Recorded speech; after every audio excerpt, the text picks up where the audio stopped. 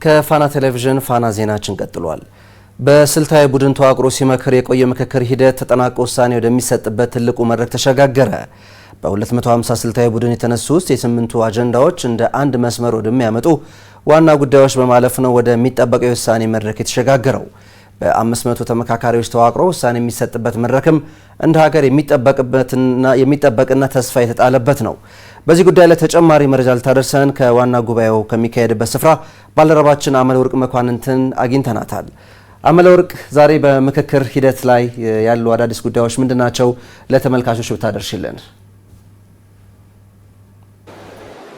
አመሰግናለሁ ኃይለ ኢየሱስ። ሀገራዊ የምክክር ጉባኤው እንግዲህ በተነቀሱ 8 ዋና ዋና አጀንዳዎች እንግዲህ በ4000 ተወካዮች ባሉበት የምክክር ሀሳቦችን እያደረገ ነው የሚገኘው።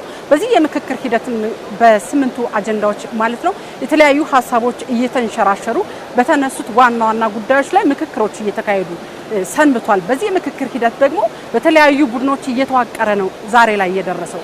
በ10 በ50 250 እያለ ዛሬ ላይ እንግዲህ በ250 ስልታዊ ቡድን በዋናው ማለት ነው ትልቅ ውይይቶችን ሲያደርግ ሰንብቷል። ይህ ስልታዊ ቡድን የስምንቱ ዋና ዋና የተነቀሱ አጀንዳዎችን በ10 እና በ50 ሲሰማ ከቆየ በኋላ ወደ ስልታዊ ቡድን ተሸጋግሮ ወደ ጋራ መንገድ ሊያመጣ የሚችል ኢትዮጵያን ሊያሻግር ወደሚችል አንድነትን ማጽናት ወደሚችል ሀሳቦችን ሲሰበስብ የቆየ ስልታዊ ቡድን ነው ማለት ነው።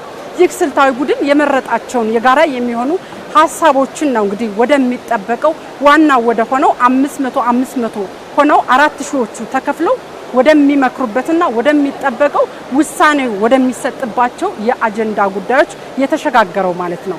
ይህ ውሳኔ ወደሚሰጥበት 500 ሆነው ወደሚገቡበት የምክክር ዋናው ተጠባቂው የውሳኔ መድረክ ሲሸጋገር ምናልባትም ተመካካሪዎች የማይስማሙባቸው አንድ የማያደርጓቸው ውሳኔ ሲሰጥ ቅሬታ ቢኖራቸው በሚል ደግሞ ከክልሎች ከርዕሳነ መስተዳድሮች እንዲሁም ከፌደራል ጀምሮ ቅሬታ ፈቺ ወይንም ደግሞ ቅራኔን የሚፈቱ በሚል የተመረጡ አሉ። ከክልል ከርዕሰ መስተዳድርና ከፌደራል ቅርቃር ፈቺ አባላት በሚል የተመረጡ አሉ። እነዚህ ቅርቃር ፈቺ ተብለው የተመረጡት አባላት ወደ ውሳኔ የሚካሄድበት ጉዞ ላይ እንደመሆኑ የምክክር ሂደቱ ይህ የምክክር ሂደት ላይ በዚህ መንገድ መቀጠል የለብንም ይሄ መሆን የለበትም የሚሉ ሀሳብን ወደ አንድ መስመር የማያመጡ ጉዳዮች ምናልባት ቢፈጠሩ እነዚህ ቅርቃር ፈቺ ተብለው ከክልል ከፌደራልና ከርዕሰ መስተዳድር ከክልሎች ማለት ነው የተመረጡ ቅርቃር ፈቺ ቡድኖች ማለት ነው ወደ አንድ ወደሚያመጡ ይህ ሀሳብ የመጣው ለአንድ ወገን ነው። ይህ የመጣው ደግሞ ከአንደኛው የእምነት ቡድን ነው በሚል በምሳሌ ነው ያነሳሁት። ይህንን ወደ አንድ የሚያመጡ ቅርቃር ፈቺ ተብለው የተመረጡ ቡድኖች አሉ። እነዚህ ቡድኖች የተመረጡበት ዋነኛው ምክንያት የሀገራዊ የምክክር ጉባኤው ዋናው መሰረቱ ሀገርን ወደ አንድ መስመር ማምጣት ነውና ሀገርን ማስቀደም አለብን በሚል እልባት የሚሰጡ ቡድኖች ናቸው የተመረጡ። እነዚህ ከስልታዊ ቡድኖቹ ተመርጠው የመጡ ናቸው። እነዚህ ቅርቃር ፈቺ አባላት ተብለው የመጡት ቡድኖች ማለት ነው። እንግዲህ ወደ 500 ይህ ውሳኔ ወደሚሰጥበት የስልታዊ ቡድኖች አጀንዳዎቹን እየመረጠ ወደ አንድ ወደሚያሻግረው ሀገርን ወደሚበጀው ወደ አንድ ወደሚያሻግር ህብረ ብሔራዊነትን ወደሚያጠነክረው ኢትዮጵያውያንን በአንድ ወደሚያራምደው የጉዞ ሂደት ነው እንግዲህ የ250 ስልታዊ ቡድኖች እየመረጠ አጀንዳዎችን የጋራ ወደሚያደርግ መንገድ ሲያመጣ የቆየው። እነዚህን ወደ ጋራ ወደሚያደርጉ መንገዶች ስልታዊ ቡድኑ ሲያመጣ ግን በሚያግባባ መልኩ ነው። አንዳቸውም ቡድኖች አንድም ቦታ ላይ ያለ መግባባት የተመረጠ አጀንዳ ወይንም ሀሳብ የለም። አጀንዳዎቹ ሀሳቦቹ ወደ ትልቁ የውሳኔ መንገድ ሲመጡ ሁሉም ተመካካሪዎች በአንድ ድምጽ የተስማሙባቸው ናቸው። የመጨረሻው የውሳኔ መድረክ ላይ ግን ሀሳቦቹ ሲነሱ ምናልባትም ቅራኔ የሚኖረው ይህ መሆን የለበትም፣ ይሄኛው ወገን ሊጎዳ ይችላል፣ ይህ ወደ አንድ መንገድ አያመጣም፣ ኢትዮጵያን አንድ አያደርግም የሚሉ ሀሳቦች ምናልባትም ሊነሱ ይችላሉ በሚል ነው ቅርቃር ፈቺ ተብለው የተመረጡ አባላቶች መፍትሄ ይሰጣሉ ተብሎ የሚጠበቀው። በዚህ በ500 ውሳኔ ወደሚሰጥበት መድረክ ነው የተሸጋገረው።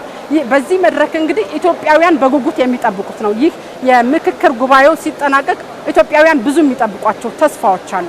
ከነዛ ውስጥ እንግዲህ ትልቁ የሚያሻግረው ውሳኔ የሚሰጥበት መድረክ ነው እንግዲህ የተሸጋገረው የስልታዊ ቡድን። በዚህ የስልታዊ ቡድኑ የተሸጋገረበት ዋናው ትልቁና የምክክር ሂደቱ ውሳኔ የሚሰጥበት መድረክ ኢትዮጵያውያን የሚጠብቁ እንደ ሀገር አንድ ያደርጋሉ፣ ሀገርን ያሻግራሉ የሚሉ ሀሳቦች ይነሱበታል ተብሎ ይጠበቃል። በዚህም ዋና የተባሉ ሀገርን አንድ የሚያደርጉ መሰረት የሚጥሉ ምክክርን የሚያጸኑ ኢትዮጵያውያን ያራመዱትን የምክክር ሂደት ከራስ አልፎ ለአፍሪካ ምሳሌ መሆን ይችላል ተብሎ ተስፋ የተጣለበትን የምክክር ሂደት እውን እንዲያደርግ ነው ወደ ምክክር ውሳኔው የተሻገረው። በዚህ ላይ የሚነሱ ሀሳቦችን ለመፍታት ቀደም ሲል ሳነሳው እንደነበረው ከሁሉም የተመረጡ ቅጥቃር ፈቺ አባላት ደግሞ ተመርጠዋል ማለት ነው። በስካሁኑ ሂደት ሁሉም በመግባባት ደረጃ የምክክር ሂደቱን እውን ያደረጉ ኢትዮጵያውያን እስከዛሬ ለምን አልመከርንም? ለምን ችግሮቻችን ቁጭ ብለን እንዳሁኑ አልተወያየንም? ችግሮቻችን ለምን አልፈታንም?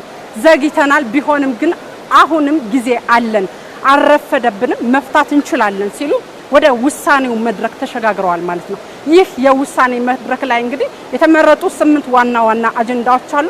በ8 ዋና አጀንዳዎችም እንደሚታወቀው ንዑሳን አጀንዳዎች ሁሉ አሉ። በእነዚህ ላይ እንግዲህ የተለያዩ ውሳኔዎች ይሰጣል ተብሎ የሚጠበቀው ትልቁ የውሳኔ መድረክ ላይ ሀገራዊ የምክክር ጉባኤው ተሸጋግሯል ማለት ነው። ከዚህ የምክክር ጉባኤው ላይ ኢትዮጵያውያን ብዙ ይጠብቃሉ፣ ብዙ ሀሳቦች፣ ብዙ ውሳኔዎች ይተላለፋሉ ተብሎ ይጠበቃል። ኃይለ ኢየሱስ፣ ለአሁን ያሉኝ መረጃዎች እነዚህ ይመስላሉ። አመለ ወርቅ ላደረሽን መረጃዎች ከልብ ነው የማመሰግነው።